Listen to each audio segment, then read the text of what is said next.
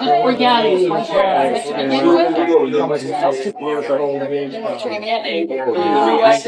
This guy's got what's going on.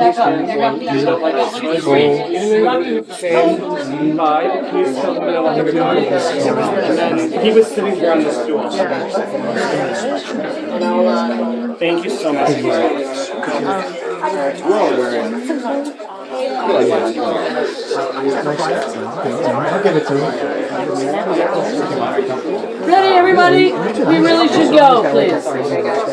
So, again, who's gonna watch everything here? A wall comes in, right? So please make sure that nobody's standing right here, please. Okay. All right. We should go. Ready? All right. Alright, hey, somebody lock it up. Can we get a Toothpick, please. Viv, do you have a toothpick? Yeah, right here. Thank you.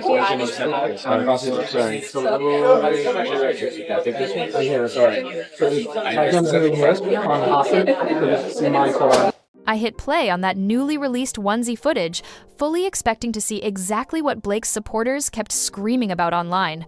The big aha moment. The proof. The smoking gun that would vindicate every think piece written about this case. Instead, I snapped my pen in half because what the hell am I even watching? I expected tension.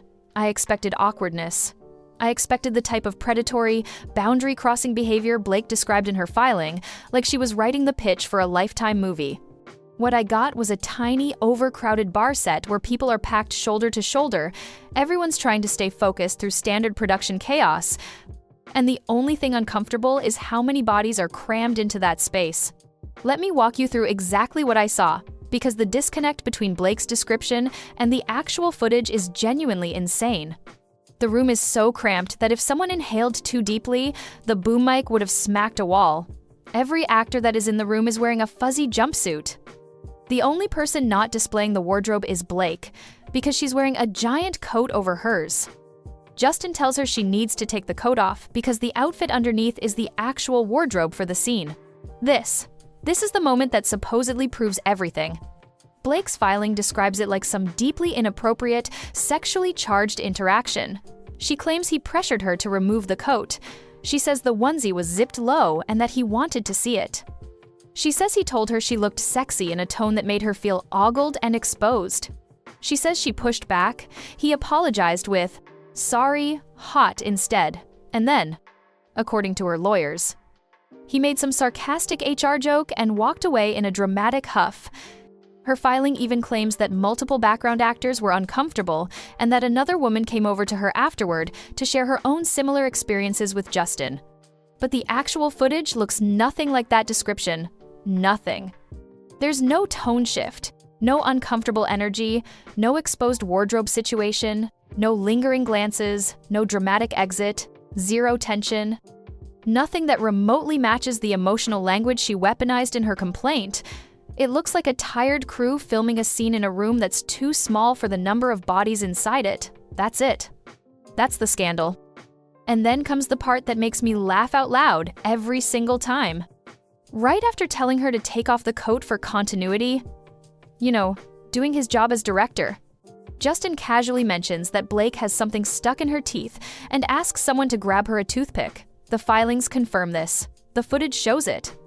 So I'm supposed to believe this was some seductive, boundary-violating moment when the man was literally pointing out spinach in her teeth? Nothing kills a romantic vibe faster than food debris. If Justin Baldoni was trying to sexually harass Blake Lively, he's spectacularly bad at it. But remember, if we're going to talk about things, we've got to talk about it with context around everything involving this case. We must look at the full picture. So remember that Blake had just given birth to her fourth child before filming. She'd texted Justin asking to push the intimate scenes to the end of the schedule because she was insecure about her postpartum body. His response? "I want you to know you will look amazing. Anything you are insecure about, we will talk through and get creative together and make you comfortable. I just don't want you to stress about your body." So when he called the onesie sexy, he wasn't being a creep. He was trying to boost the confidence of someone who'd explicitly told him she felt insecure. But sure, let's call that harassment. Now let's talk about that sexual harassment training joke, because people online are acting like Justin stood up, cleared his throat, and made a sworn confession on camera. He says, "Sorry, I missed the sexual harassment training." He's clearly being sarcastic. He rolls his eyes because the moment landed weird, not because he's admitting to skipping mandatory compliance courses. His deposition already confirms he completed all required harassment and discrimination training. And you know who actually postponed a required meeting? Blake, when she skipped the intimacy coordinator introduction and said she'd just meet her later.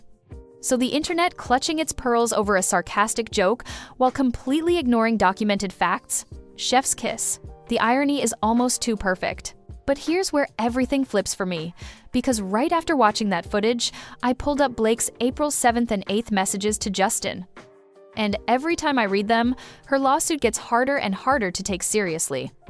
Blake tells Justin she has a flirty and yummy ball-busting style. She says it's her love language. She calls it spicy and playfully bold. She clarifies it's never with teeth.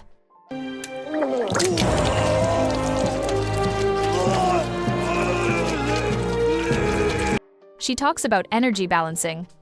She talks about wanting the male and female energy to go back and forth. She even offers to act the dynamic out for him the next week to make sure it feels right. It's wild to watch somebody serve gourmet flirtation in the text messages and then pretend a fleece onesie compliment in a crowded room was the collapse of Western civilization.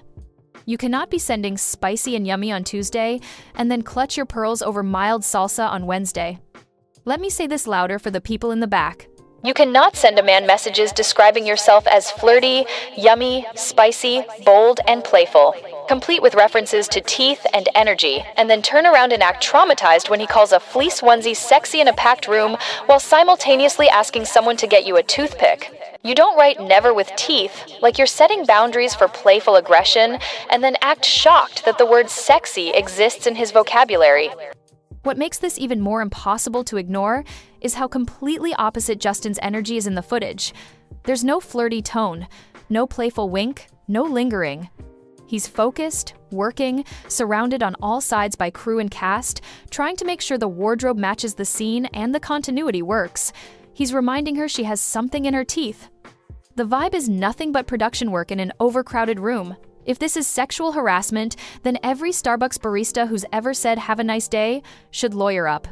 And this is where everything begins to click into place like the world's most toxic puzzle. The filing describes these moments with emotional weight and dramatic language, but the footage looks normal, routine, boring even. The messages show Blake being flirty, playful, and enthusiastic about their dynamic. The text submissions filed by her team deliberately hide the parts that expose the spin. And the context of each scene aligns perfectly with the book, not with Blake's version of events. Take the slow dance scene. In Blake's filing, it's described as Justin crossing boundaries and being inappropriate. But if you actually read the book, you would know a few things. Like you would know that Lily has a tattoo on her collarbone that Ryle becomes obsessed with, that he kisses it, he fixates on it, he asks about it constantly.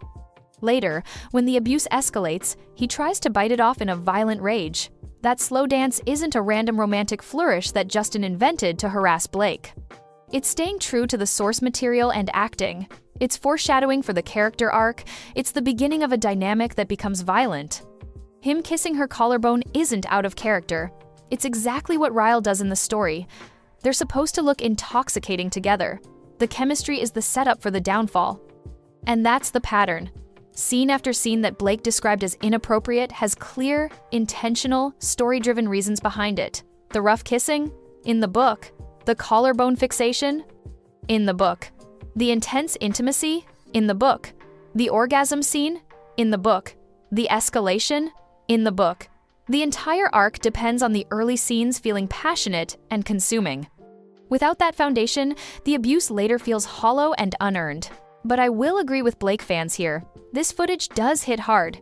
Not because it exposes anything dramatic, but because it exposes the absence of drama. It shows the gaping disconnect between what Blake claimed happened and what actually happened in front of dozens of witnesses with cameras rolling. When you put all of it side by side, the narrative doesn't just crack, it shatters. It really blows my mind how every piece of evidence Blake submitted ends up contradicting something else that she said. She claims the onesie moment made her feel exposed, yet earlier she was the one asking for a sexier wardrobe. She says Justin crossed lines, yet she is the one sending flirty, spicy, yummy, never-teeth messages, like she is co-writing a romance novel. She accuses Wayfarer of not providing proper harassment training, while Justin completed his, and she is the one who skipped the intimacy coordinator intro. She complains the scenes felt too intimate, yet the book literally requires intimacy because that is how the Riles storyline works. She says he overstepped as director, while she was the one trying to rewrite the script, redirect the tone, and shift the creative control toward herself. At some point, it stops looking like inconsistency and starts looking like convenience. The receipts aren't aligning with the story she's selling, and the camera keeps embarrassing every claim she tries to make. The truth is brutally simple. The camera doesn't care about narratives. The camera doesn't care about publicists or power or who has more Instagram followers. The footage is the footage, and nothing in that cramped bar set matched the story Blake later told under oath, in my opinion. At some point, you have to ask yourself, if the smoking gun footage that's supposed to prove everything actually proves nothing, what does that say about the rest of her claims? Blake Lively walked into federal court with a story. Justin Baldoni walked in with camera footage and context. And in March next year, a jury's going to decide which one matters more. I already know my answer.